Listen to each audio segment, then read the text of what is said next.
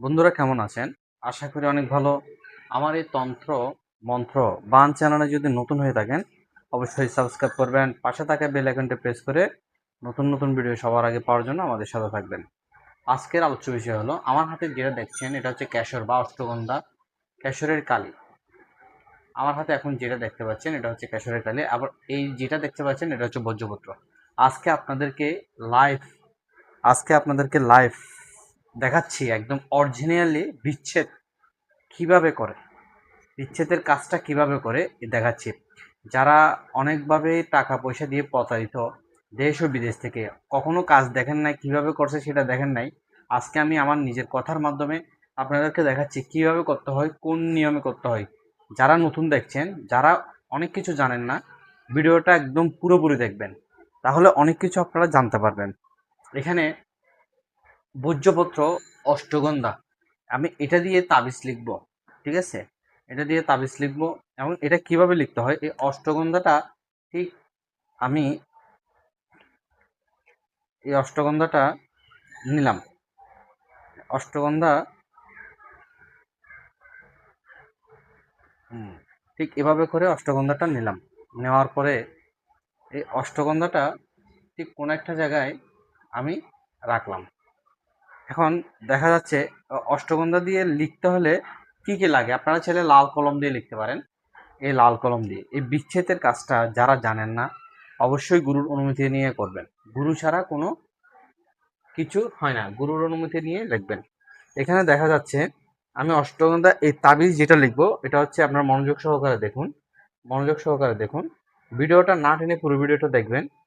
আজকে এটা দেখলে অনেক কিছু জানতে পারবেন। এবং এই বিচ্ছেদটা অবশ্যই 7 দিনের মধ্যে হবে। এই বিচ্ছেদটা অবশ্যই 7 দিনের মধ্যে হবে। এটা অনেক অনেক টাকার হাদিয়া নেওয়া হয়েছে এই বিচ্ছেদটা। এটা করানো হচ্ছে আপনার ঢাকা মিরপুর থেকে।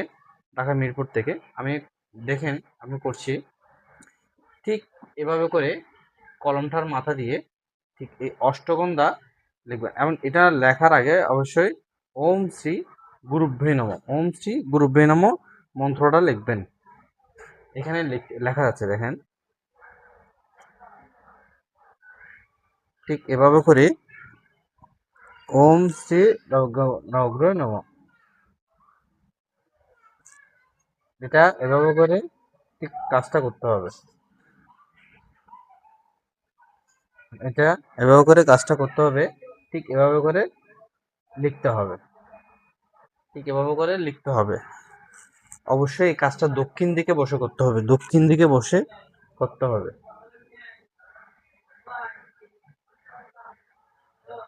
দক্ষিণ দিকে বসে অবশ্যই আপনারা এই কাজটা করবেন।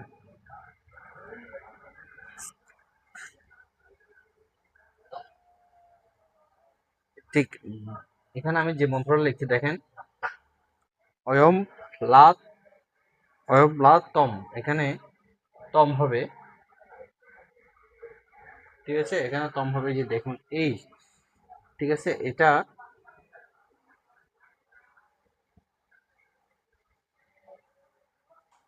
এভাবে করে লিখবেন। লেখার পরে হ্যাঁ, অনেকক্ষণ আপনার ছাড়া এই জিনিসটা অনেকে বিরক্ত বোধ করেন।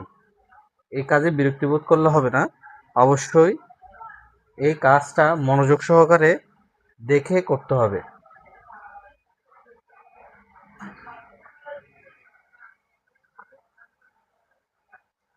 মনোযোগ সহকারে করতে হবে।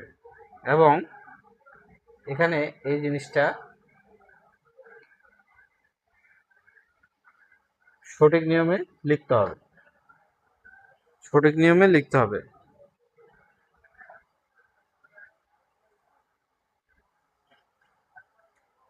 এটা লেখার ঠিক পরে স্বামী যেই দিকে যাবে, স্বামী যেদিকে যাবে ওইদিকে গাছের মধ্যে ঝুলায় রাখতে হবে। যে কোনো গাছের মধ্যে যদি আপনারা এই জিনিসটা ঝুলায় রাখেন তাহলে দেখবেন এটা খুবই কার্যকারিতা হচ্ছে, এবং আপনার ডিভোর্স বা আপনার বিচ্ছেদটা খুবই তাড়াতাড়ি হবে।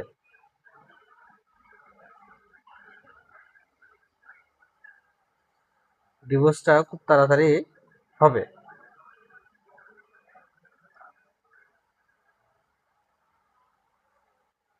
সঠিক নিয়মে যদি কাজটা করেন, এই সঠিক নিয়মে যদি আপনারা কাজটা করেন, দেখবেন কাজ হবে। আর যে কোনো ধরনের বিচ্ছেদ, স্বামী স্ত্রী, প্রেমিক প্রেমিকা, বন্ধু বান্ধব, যে কোনো ধরনের বিচ্ছেদ আমরা করে থাকি দেশ ও বিদেশ থেকে, আপনারা চাইলে করাতে পারবেন। দেশ ও বিদেশ থেকে চাইলে করাতে পারবেন। আমার স্ক্রিনে আমার ইমো নাম্বার এবং হোয়াটসঅ্যাপ নাম্বার দেওয়া থাকবে, ওই নাম্বার আপনারা চাইলে যোগাযোগ করতে পারেন। তবে সঠিক নিয়মে এই কাজ যদি করেন, দেখবেন 7 দিন, 21 দিন এবং 15 দিনের ভিতরে এটা বিচ্ছেদ হবে। একটু কষ্ট হবে। আপনারা নিজেরা যদি কেউ করতে চান বা করতে গিয়ে কোনো সমস্যা হয়, তাহলে চ্যানেল কর্তৃপক্ষ দায়ী না। এটা অবশ্যই অমাবস্যার রাতে করতে হবে। অমাবস্যার রাতে যদি এই কাজ করেন, তাহলে আপনাদের খুব এই কাজটা সাফল্য হবে এবং খুব তাড়াতাড়ি হবে। সঠিক নিয়মে যদি করেন, সঠিক নিয়মে এই কাজটা করতে হবে। আমার এই ভিডিওটা যারা দেখছেন, যারা নতুন অবশ্যই আমার ভিডিওটা শেয়ার দিয়ে আমাদের সাথে থাকবেন। এবং কোনো রকমভাবে সমস্যা যদি হয় আপনাদের, তাহলে আপনারা স্ক্রিনে দেওয়া হোয়াটসঅ্যাপ এবং স্ক্রিনে দেওয়া যে নাম্বারটা থাকবে ওইটা দিয়ে ইমো এবং হোয়াটসঅ্যাপে যোগাযোগ করতে পারেন। ভিডিওটা শেষ পর্যন্ত যে যারা দেখেন তাদেরকে অসংখ্য অসংখ্য ধন্যবাদ। এবং এটা স্বামী বা আপনার স্বামী যেদিকে যাবে ওইদিকে গাছের মধ্যে ঝুলে দিতে হবে, দেখবেন কিছুদিনের মধ্যে আপনাদের বিচ্ছেদ অবশ্যই হয়ে যাবে। আজ এই পর্যন্তই, সবাই ভালো থাকবেন। জয় গুরু। আমি এই তাবিজটা লেখার পরে এখানে যে স্বামী নির্যাতিত করে বা পরকীয়া করে তার নাম লিখবেন। এখানে যে স্বামী নির্যাতিত করে পরকীয়া করে তার নামটা এখানে লিখবেন। আমি এখানে দিচ্ছি না, কেননা অনেক জায়গায় আছে এই জিনিসটা নিয়ে অনেক সমস্যা করে, সেক্ষেত্রে দিচ্ছি না। এই জন্য এখানে নামটা লিখবেন, স্বামীর নামটা। সবাই ভালো থাকবেন। জয় গুরু।